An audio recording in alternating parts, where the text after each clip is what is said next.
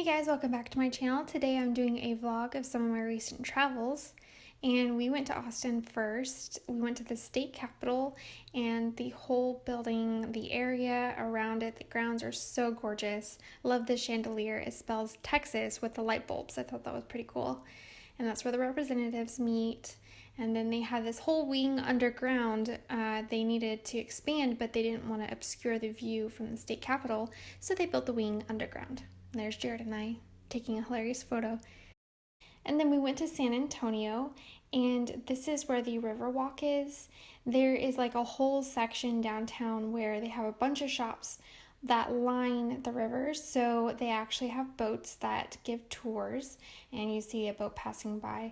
So we decided to go on a boat tour as well and just kind of get a history of the area.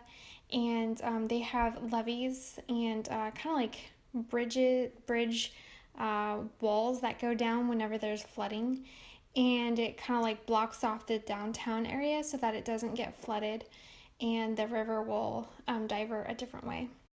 The next place that we visited was the Alamo, and this is where Mexico and Texas had a huge battle, and we lost that battle.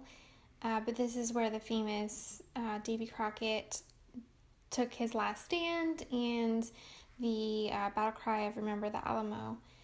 It's really interesting, the area that the Alamo is in. It was actually used as a military base for quite a while before they actually used it as a landmark and tourist attraction. So the actual inside of the Alamo is very simple. It's not it doesn't have a lot of rooms in it, and there's not a lot of stuff in it. The grounds around the Alamo actually has a lot more history inside of it, and it's really pretty area.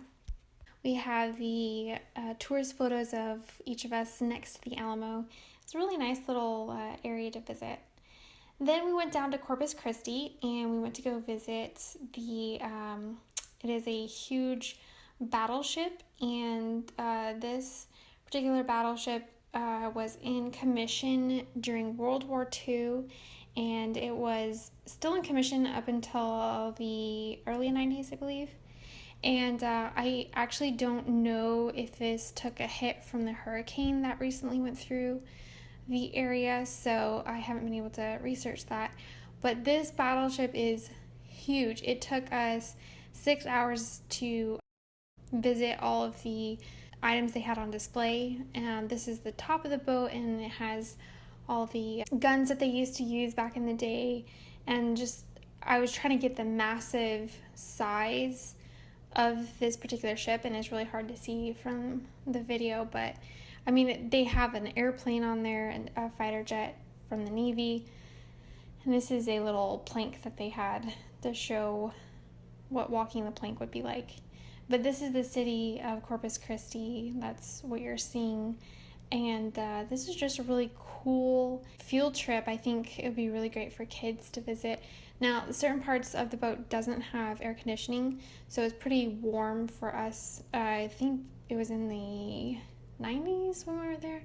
So it was warm, but we took lots of water breaks and visited the whole thing. Like I said, it took a whole day to see everything inside of there, so you could break it up into 2 days if you needed to. They had a lot of displays like this where you could actually go inside and sit in a plane or stand where, you know, they had the fighter guns and you could move the giant gun around. This is the inside where they actually would man the boat and steer it. There's just so many interesting parts of this particular ship, and everything had some kind of description on it, so you could understand and read everything, and you didn't need a tour guide. It's basically a self-guided tour, which is really nice. We learned a lot about history of this particular battleship. So this is more of the inside of the ship. This is where all of the engine parts are, and they actually filmed Pearl Harbor in parts of this particular boat just to make it more authentic looking. Like I said, the USS Lexington, this battleship, was down near Pearl Harbor when the fighter jets bombed. And a really interesting story is that this battleship was nicknamed the Blue Ghost because the Japanese had thought that they had sunk this ship several different times, but it kept reappearing over and over again, and so the Japanese called it the Blue Ghost.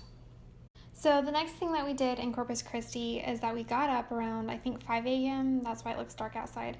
And we went to go see baby sea turtles get released into the ocean. And sea turtles are endangered in the Gulf area. So whenever the mom turtles come and lay the eggs, the rangers will come and take the eggs and then incubate them. And then they put them out, usually at night. They'll take the baby turtles and release them at night. But there are always a few little turtles that end up being late. So what they do is that they take them early in the morning, they release them, and you'll see the netting above and like the banners, the little streamers above, and then a lot of the other workers are holding flags that have orange, holding orange flags. The reason why they have all the netting and all the protection is the baby turtles are, their shells are soft, they're not hardened yet. So all the little predators, seagulls, and then also the crabs, they like to take the baby sea turtles and have a snack out of them. So they have to have all this protection, and that's why they like to release the turtles at night, because the predators are usually not really out.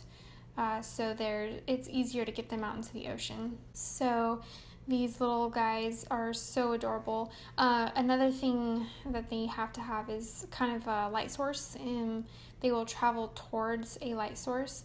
So the rising sun, or I believe the moon as well as the other light source that they'll travel towards, they were really strict about us not using flash photography. So flash photography will confuse the turtles and they'll start going every which way. So there were, I believe, 1,000 people that showed up to watch the turtles get released. So we were not the only ones, obviously, who were there. But that was definitely a once-in-a-lifetime event. And it was so special and really fun to be able to watch them get released into the ocean.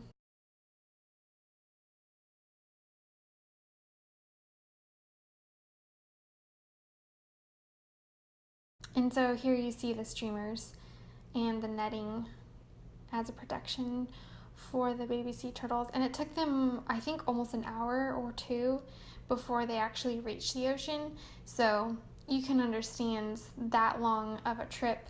If they didn't have the help from the rangers, then they would have definitely gotten picked away by all the different seagulls. Another thing that I thought that was really cool is this particular beach is a national park, which I never realized that parts of the ocean or beachfront is a national park. So it was very untouched when we were driving in.